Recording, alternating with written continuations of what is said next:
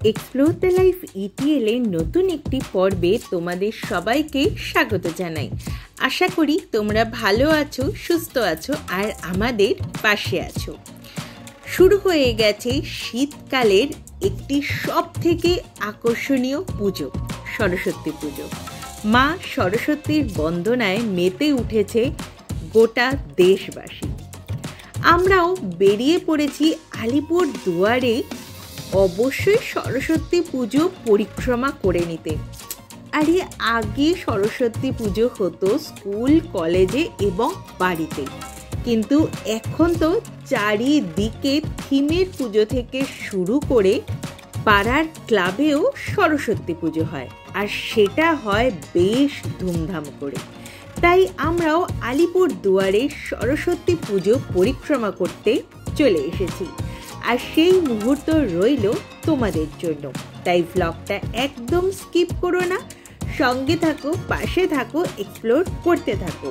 আর ব্লগটা ভালো লাগলে অবশ্যই লাইক, কমেন্ট, শেয়ার করো। পরবর্তী ব্লগের নোটিফিকেশন ঝটপট পাওয়ার জন্য অবশ্যই সাবস্ক্রাইব করো আমাদের চ্যানেলটাকে, আর বেল বাটনটা প্রেস করতে ভুলো না।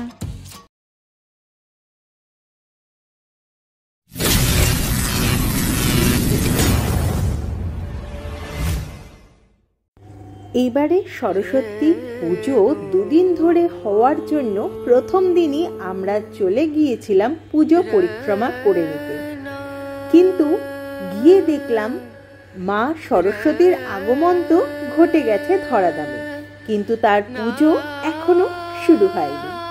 বিবেকানন্দ কলেজে তাই সাজো সাজো রব এখনো বর্তমান রয়েছে।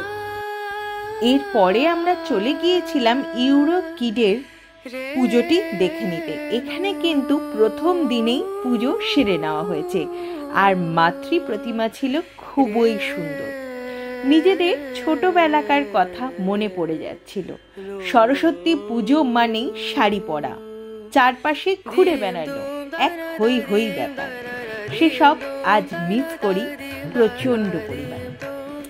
এরপরে আমরা চলে গিয়েছিলাম আলিপুর দুয়ার ইউনিভার্সিটির পুজোটি দেখে নিতে। এখানে কিন্তু প্রত্যেকবারই দারুণ করে পুজো মানে সরস্বতী পুজো পালিত হয়।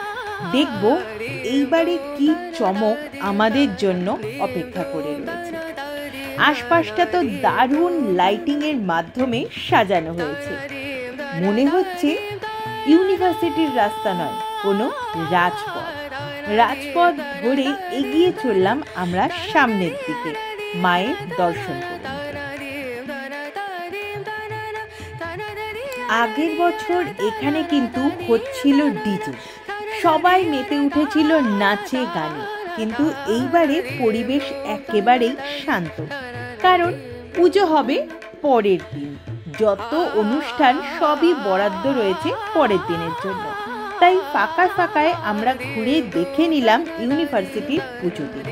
এখানেও কিন্তু অসাধারণ করে প্যান্ডেলটি সাজানো হয়েছে, আর মাতৃ প্রতিমার রূপ সেটা তো ছিল অনবদ্য, সেটা আর নতুন করে বলার অপেক্ষা রাখে না। কিন্তু এখানে একটি ভাই ক্যারাওকের মাধ্যমে গান গাইছিলেন।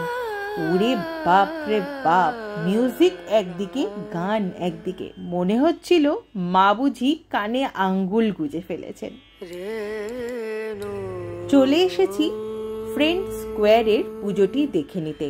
ইউনিভার্সিটির ঠিক উল্টো দিকেই এই পুজোটি কিন্তু অনুষ্ঠিত হয় প্রত্যেক বছর, আর এইবারে বলতে গেলে সরস্বতী পুজোর বেস্ট থিম হলো এটি। কি অসাধারণ করে পূজিত হচ্ছেন মা। আমরা দেবী সরস্বতীর বন্দনা করি, কিন্তু মেয়েদের অবহেলা করি, যারা কিনা তারই এক রূপ।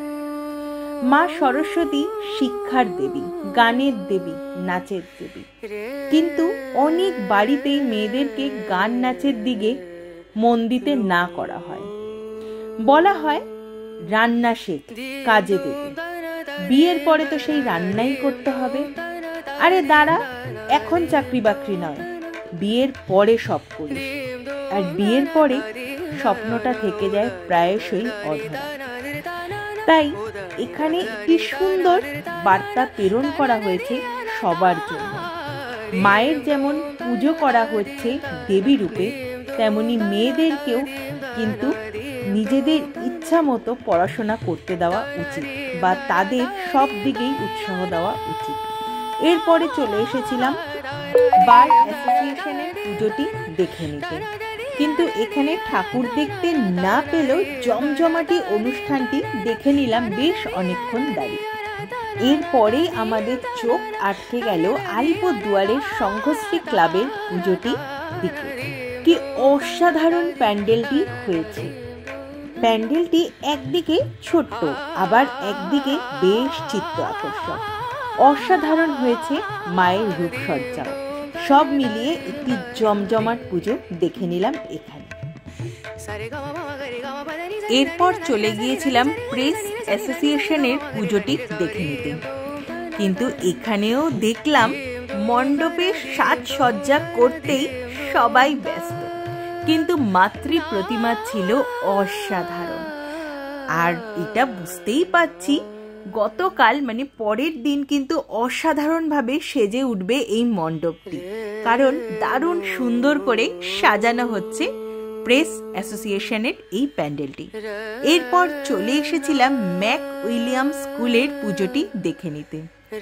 এখানেও চোখে পড়ল সেই একই জিনিস, চলছে তোড়জোড়, মানে পুজোর তোড়জোড়। পুজো হবে আগামীকাল, কিন্তু প্রত্যেকবারেই এই পুজোটি হয় দারুণ করে। খুব সুন্দর করে সেজে উঠেছে ম্যাক উইলিয়াম স্কুলটি। চলো দেখে নি মাতৃ প্রতিমা। কিন্তু তার আগে তো আশপাশের এই আলোকসজ্জা থেকে নিজেরাই চোখ ফিরাতে পারছিলাম না। কি অসাধারণ লাগছে স্কুলটি। আর কালকে কচি কাচাদের আনন্দ হয়ে উঠবে দুগুণ এখানে এসে। ভেতরের যে সাজসজ্জা সেটাও কিন্তু অসাধারণ, আর অসাধারণ লেগেছে ফুল দিয়ে এই আলপনাটি। মাতৃ প্রতিমার রূপও ছিল অসাধারণ। আর কে বলে ছেলেরা আলপনা দিতে জানে না?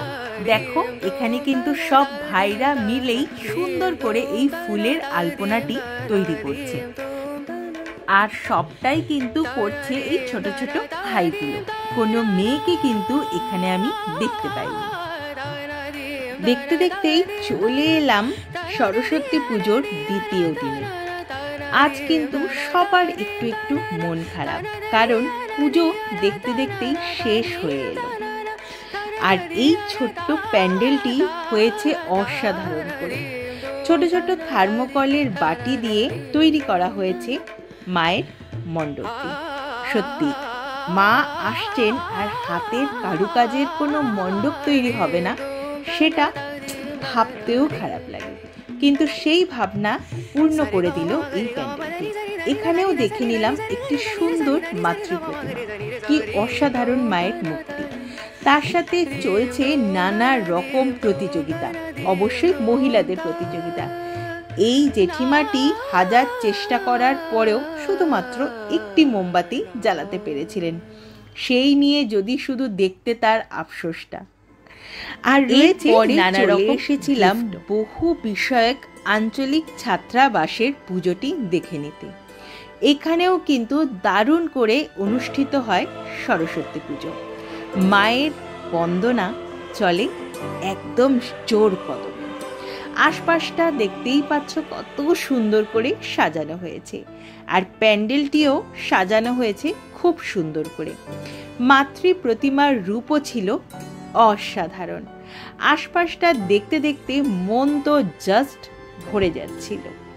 দেখতেই পাচ্ছ কত সুন্দর মায়ের মূর্তি। অসাধারণ লাগলো আমাদের এই পুজোটি।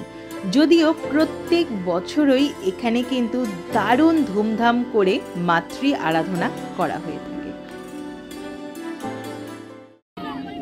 এরপরে আমরা চলে এসেছিলাম একটি হরর প্যান্ডেল দেখতে।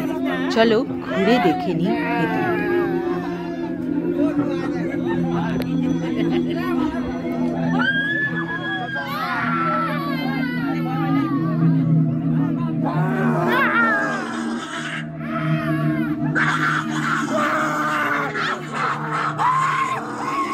অসাধারণ হয়েছে কিন্তু এই ভুতুড়ে প্যান্ডেলটি।